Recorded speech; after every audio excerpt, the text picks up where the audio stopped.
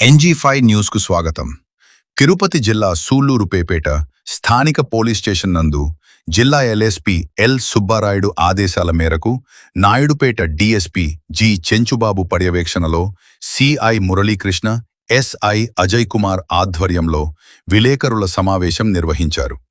సూళ్లూరుపేట మండలం కోటపోలూరుకు చెందిన పనబాక శ్రీనివాసులు భార్యపై అనుమానంతో ఆమెను హత్య చేసిన కేసులో ఆమె భర్తను సూళ్లూరుపేట పోలీసులు అరెస్ట్ చేశారు.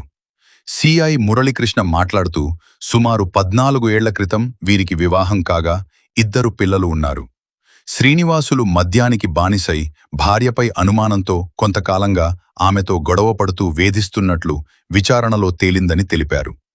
ఇటీవల తల్లిదండ్రుల వద్ద ఉంటున్న సంధ్యను మాయమాటలతో సూళ్లూరుపేటలోని ఓ లాడ్జికి పిలిపించి అక్కడ గొడవపడి అనంతరం ఆమెను ద్విచక్ర వాహనంపై కోటపోలూరు సమీపంలోని పుచ్చా కాలువ పొలాల వద్దకు తీసుకెళ్లి హత్య చేసినట్టు తెలిపారు. మృతురాలి తల్లిదండ్రుల ఫిర్యాదుతో కేసు నమోదు చేసి దర్యాప్తు చేపట్టి ఆగస్టు 28న నిందితుడు శ్రీనివాసులను అరెస్టు చేసి రిమాండ్కి తరలిస్తున్నట్టు తెలిపారు. నమస్కారం. గడిచిన 25వ తారీఖు అంటే మంగళవారం సాయంత్రం నైటు కోటపోలూరు గ్రామంలో భార్యని భర్త హత్య చేసిన సంగతి అందరికీ తెలిసిన విషయమే. ఈ కేసులో ముద్దాయి అయినటువంటి పనబాక శ్రీనివాసులు కోటపోలూరు గ్రామం చెందిన అతను. ఇతనికి 14 సంవత్సరాల క్రితం కారిజాత గ్రామానికి చెందిన సంధ్య అనే ఆమెతో వివాహం చేయడం జరిగింది. వారి యొక్క వివాహం ఒక 3 సంవత్సరాల వరకు సజావుగా సాగింది. వారికి ఒక తిరుమల, చంద్రిక అనే 2 పిల్లలు కూడా కలిగారు. అబ్బాయి వయసు 12 సంవత్సరాలు, అమ్మాయి వయసు 10 సంవత్సరాలు. వీరు 7వ తరగతి 5వ తరగతి చదువుతూ ఉన్నారు.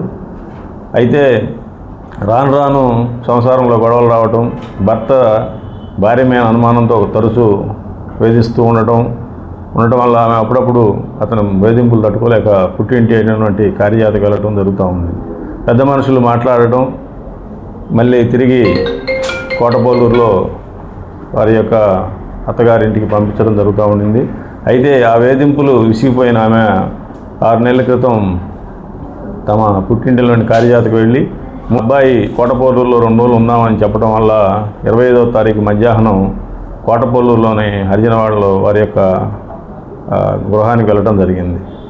అయితే ముద్దాయి ఎప్పటికైనా ఈమెని తుదముట్టించాలనే అవకాశం కోసం ఎదురుచూస్తూ ఉన్నాడు. ఆగస్టు నెల 2వ తారీఖు నుండి సూళ్లూరుపేటలో ఉన్నటువంటి ఆర్కే లాడ్జీలో అద్దెకు తీసుకొని ఇతను పెయింట్ పనులు చేస్తూ ఉంటాడు. తాగుడుకు కూడా బానిసై ఉన్నాడు. ఉండి ఇక్కడ లాడ్జీలో ఉండటం జరిగింది.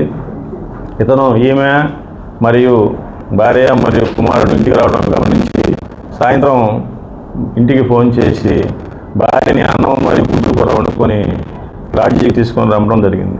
అదేవిధంగా భర్త మాట నమ్మి ఆమె లాడ్జీకి వంట చేసుకొని వెళ్ళటం, అక్కడ ఇద్దరికి గొడవ జరగడం, ఆ గొడవలో అతను చేయి చేసుకోవడంతో అవి తెలిసిన లాడ్జీ ఓనరు సుమారు 10 గంటల సమయంలో లాడ్జీ ఖాళీ చేసి వెళ్ళిపోండి, గొడవ చేసుకోవద్దని చెప్పడంతో అక్కడి నుంచి భార్యను ఎక్కించుకొని కోటపోలూరు గ్రామానికి వెళ్ళే దారిలో ఉన్నటువంటి పుచ్చకాలువ ఏదైతే ఉందో దాని దగ్గర పొలాల్లోకి సుమారు ఒక 400 మీటర్లు పొలాల్లోకి తీసుకొని వెళ్ళి అక్కడ ఆమెని కొట్టి ఊపిరాడకుండా చేసి గొంతు పిసికి చంపివేయడం జరిగింది. అదేవిధంగా తెల్లవారుజామున 26వ తారీఖు 6 గంటలకి అతని యొక్క స్ప్లెండర్ వెహికల్ మీద ఆ చనిపోయిన భార్యని వెనకాల పరుండ పెట్టుకొని ఇంటికి తీసుకెళ్తుందో అక్కడ వాళ్ళ కొడుకు మరియు చుట్టుపక్కల ఉన్నటువంటి అందరూ కూడా చూడటం జరిగింది. నా భార్యను చంపేశాను అని చెప్పి, అనుమానంతో చంపేశాను అని చెప్పి అక్కడ మంచం మీద బండ వేసి అతను పారిపోవడం జరిగింది. అతన్ని ఈరోజు మధ్యాహ్నం పిండిపాలెం దగ్గర ఉన్నటువంటి డాబా దగ్గర అరెస్ట్ చేసి అతని యొక్క క్రైమ్లో ఉపయోగించినటువంటి స్ప్లెండర్ వెహికల్తో పాటు అరెస్ట్ చేయడం జరిగింది.